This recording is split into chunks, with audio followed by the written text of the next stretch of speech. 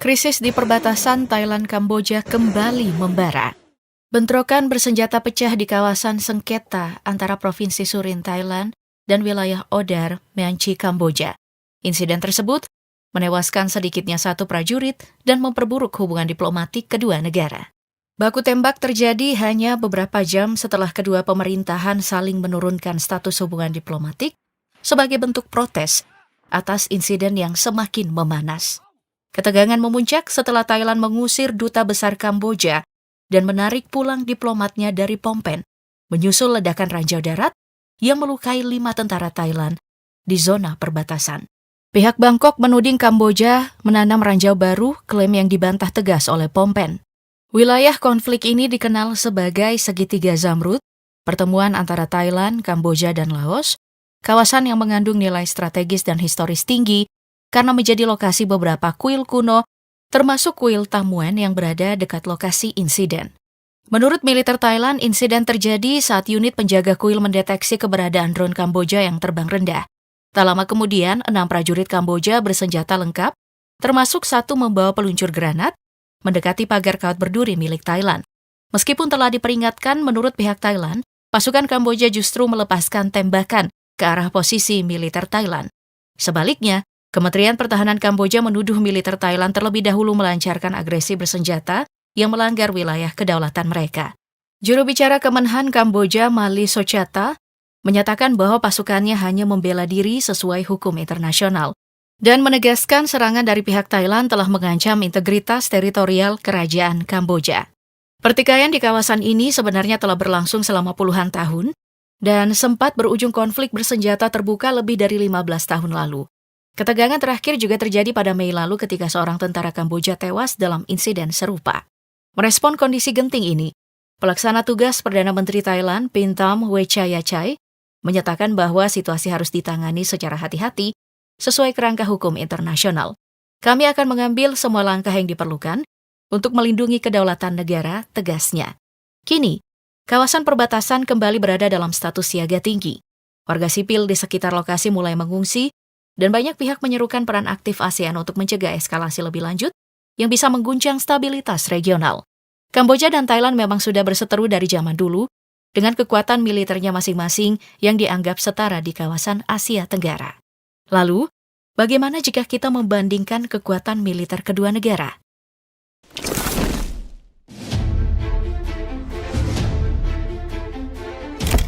Jika membahas kekuatan militer, mari kita masuk dulu ke persoalan personil militer dari Kamboja.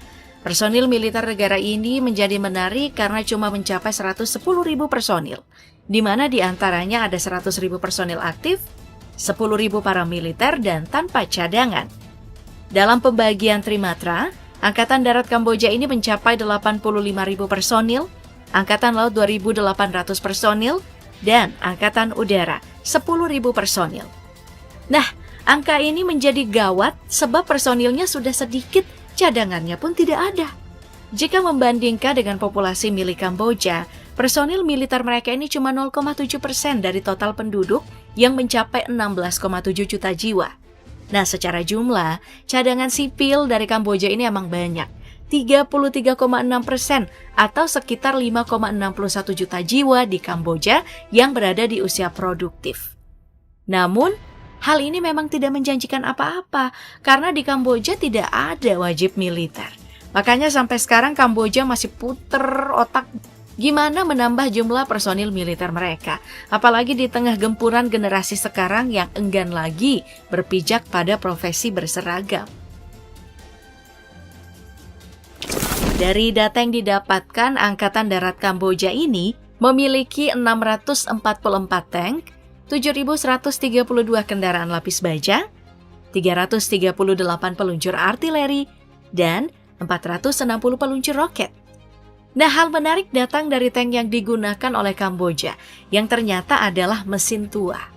Dari apa yang diketahui, Kamboja cuma memiliki tank jenis T-55 dari Uni Soviet yang telah dirilis sejak tahun 1945 dan tank Type 59 milik Cina yang dirilis tahun 1959. Dengan kenyataan ini, Kamboja memang harus melakukan modernisasi alutsista milik mereka.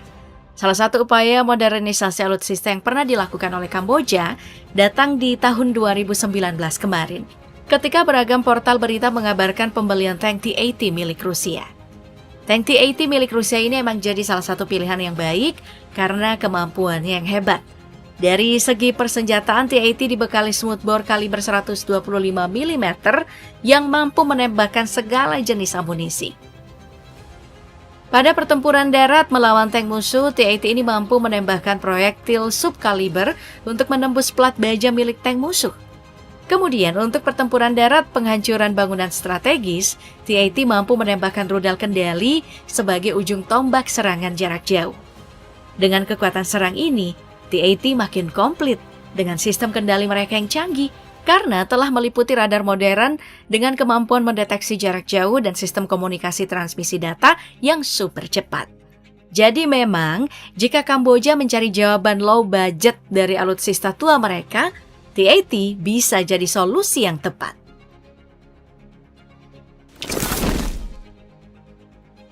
Dari Angkatan Darat, masalah yang lebih besar dari kekuatan militer Kamboja malah terlihat dari aset alutsista udara mereka. Di tengah gempuran teknologi jet tempur yang begitu maju dan mematikan, siapa sangka kalau Kamboja ini tertinggal begitu jauh. Dari datanya, Kamboja cuma punya 4 unit alutsista udara, 4 unit pesawat transport, dan 20 helikopter. Hal ini tentu saja mencengangkan sebab dulunya Kamboja yang negara komunis jelas sangat memperhatikan kekuatan militer mereka. Nah, dalam rumornya, alutsista jet tempur Kamboja ini dispekulasikan banyak disembunyikan. Rumor ini tuh mencuat di tahun 2020 kemarin saat Kamboja diberitakan sebagai customer rahasia Cina dalam pembelian jet serbaguna FTC 2000G. Kemampuan dari jet ini cukup hebat, dengan mampu melesat hingga kecepatan Mach 1,2 atau 1481 km per jam. Dalam misi penyerangan, jet ini mampu membawa berbagai macam senjata, mulai dari bom, senapan mesin hingga berbagai macam rudal serang. Salah satu yang paling diandalkan adalah rudal SD-10, yang merupakan rudal jarak dekat menengah untuk serangan udara ke udara. Rudal ini diklaim punya sisi presisi luar biasa dalam menargetkan jet tempur musuh. Nah, jika rumor ini benar, maka Kamboja bisa sedikit mengejar meskipun di Asia Tenggara ada Singapura yang cukup gila sih untuk membeli jet tempur F-35 milik Amerika. Kata gila emang wajar disematkan atas pembelian tersebut karena satu unit jet F-35 bisa mencapai 1,3 triliun rupiah. Dari datanya, budget militer Kamboja ini berada di angka 632 juta US dollar atau sekitar 948 miliar rupiah. Budget ini sebenarnya terhitung kecil bagi Kamboja karena cuma 0,2% dari GDP mereka yang mencapai 30,6 miliar US dollar atau sekitar 459 triliun rupiah. Nah, penambahan budget militer dari Kamboja ini emang perlu dilakukan karena jauh ketinggalan dari negara Asia Tenggara lainnya. Contohnya, jika kita membandingkan budget militer Kamboja dengan Indonesia, kita berada jauh dengan budget militer atau dana militer mencapai 132,1 triliun rupiah atau sekitar 139 kali lebih besar. Jika dibandingkan dengan GDP Indonesia, budget militer kita ini menyerap sekitar 0,6% atau 3 kali lebih besar dari persenan Kamboja.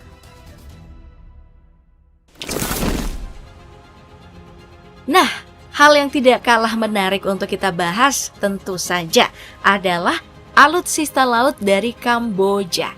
Dari data yang ditemukan, alutsista laut dari Kamboja minim banget karena cuma punya 20 kapal patroli.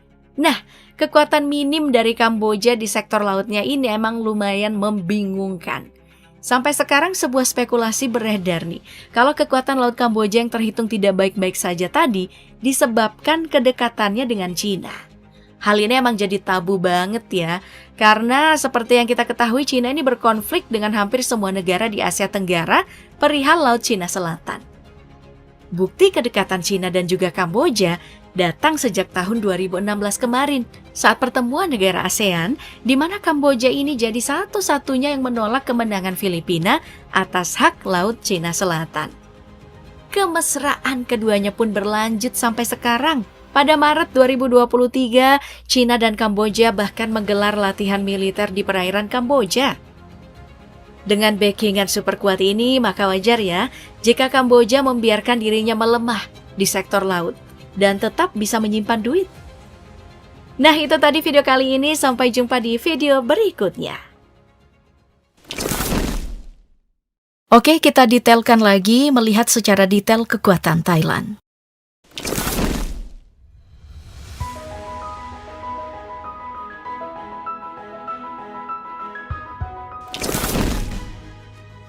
Untuk tahun 2023, Thailand berada di peringkat 24 dari 145 negara yang dipertimbangkan untuk tinjauan tahunan GFP.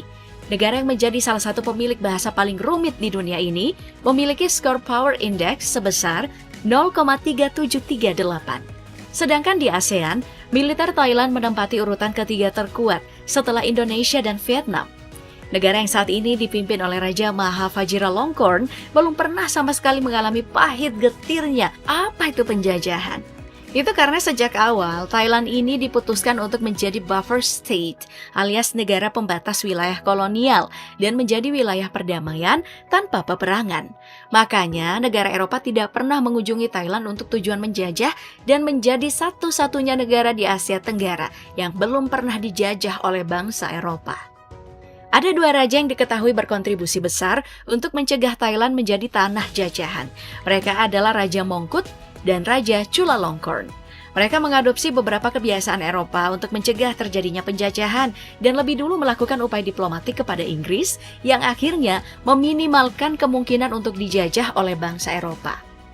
Mungkin berkat itu pula hingga saat ini Thailand masih tetap menjadi negara monarki yang dipimpin oleh seorang raja.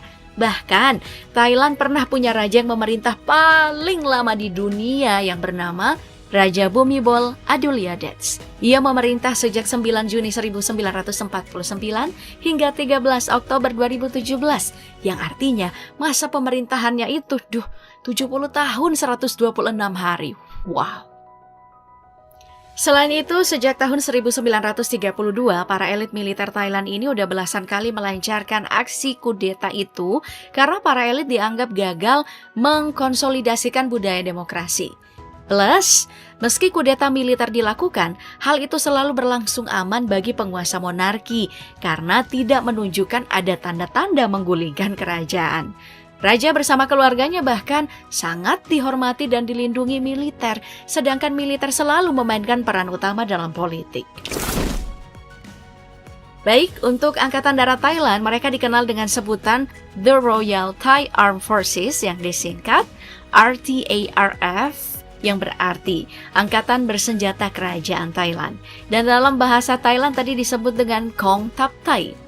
Total armada Angkatan Darat Thailand saat ini ada 39.808 unit. Mereka memiliki tank sebanyak 587 unit, tapi tidak memiliki kendaraan lapis baja. Artileri swageraknya ada 50 unit, artileri tarik sebanyak 256 unit, dan artileri roket sebanyak 22 unit.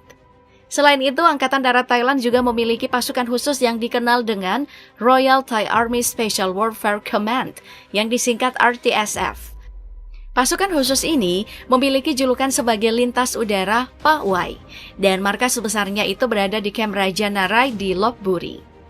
RTSF dikenal juga cukup garang nih, dan menjaga hubungan dengan unit SF di seluruh dunia.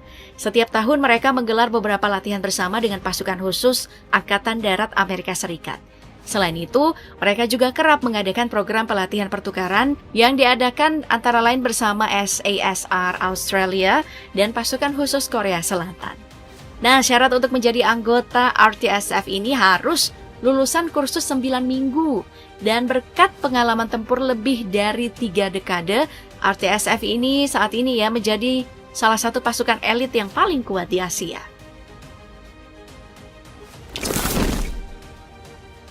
Kita beralih ke Angkatan Laut Thailand yang dikenal dengan nama The Royal Thai Navy, disingkat RTN atau dalam bahasa Thailand disebut Kong Tap Rue Thai.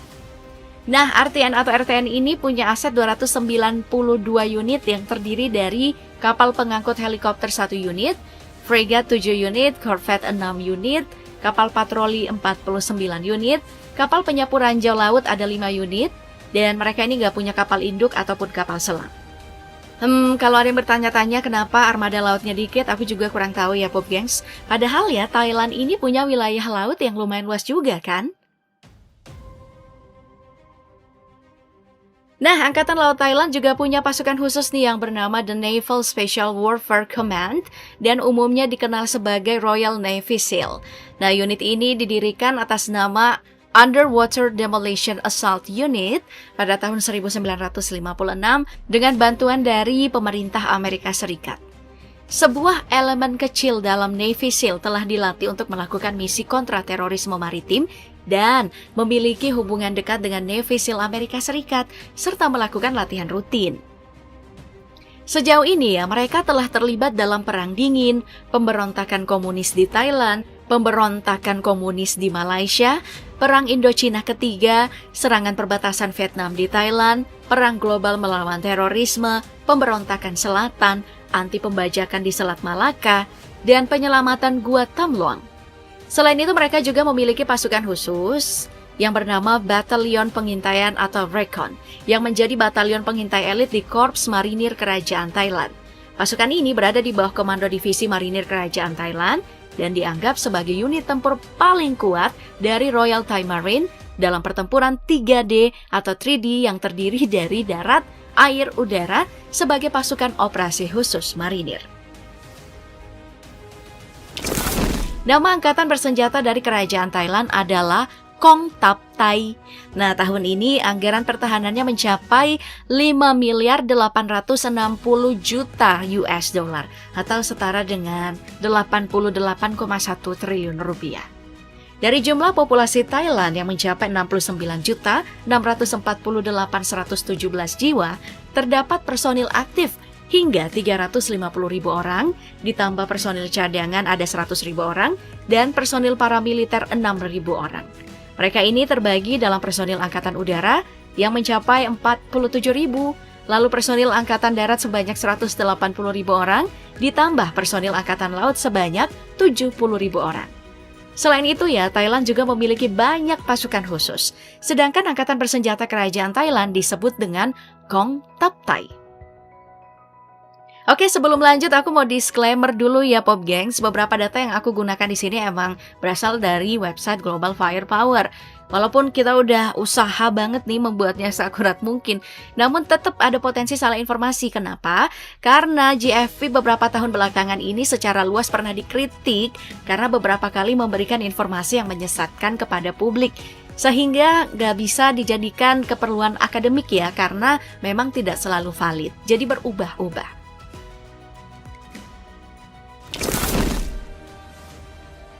Nah, sekarang kita beralih ke angkatan udaranya nih, alias Royal Thai Air Force, yang dalam bahasa Thailand disebut Kong Tap Akat Thai. Armada yang dimiliki Royal Thai Air Force ini totalnya ada 488 unit. Mulai dari pesawat penyerang 18 unit, fighter ada 73 unit, helikopter 182 unit, terus ada transport 50 unit, trainers 145 unit, special mission 20 unit, namun tidak memiliki tanker fleet.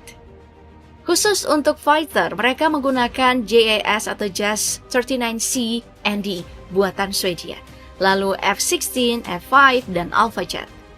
Koleksi helikopter yang mereka gunakan ada UH-1, Bell 112, S-92, dan EC-725. Untuk misi pengintaian, mereka menggunakan Saab 340B, DA-42 MPP, P-180 Avanti. Kemudian untuk pesawat trainer atau pelatih, mereka menggunakan CT-4, T-41D, PC-9, DA-42, T-50TH, dan T-60H. Dan pesawat pengangkut yang mereka gunakan ada C-130, BT-67, ATR-72, Boeing 737, A320, A340, dan SJ-195LR. Wah, pada keren ya! Gimana nih menurut kamu? Emang pantas diacungi jempol gak sih militer Thailand ini?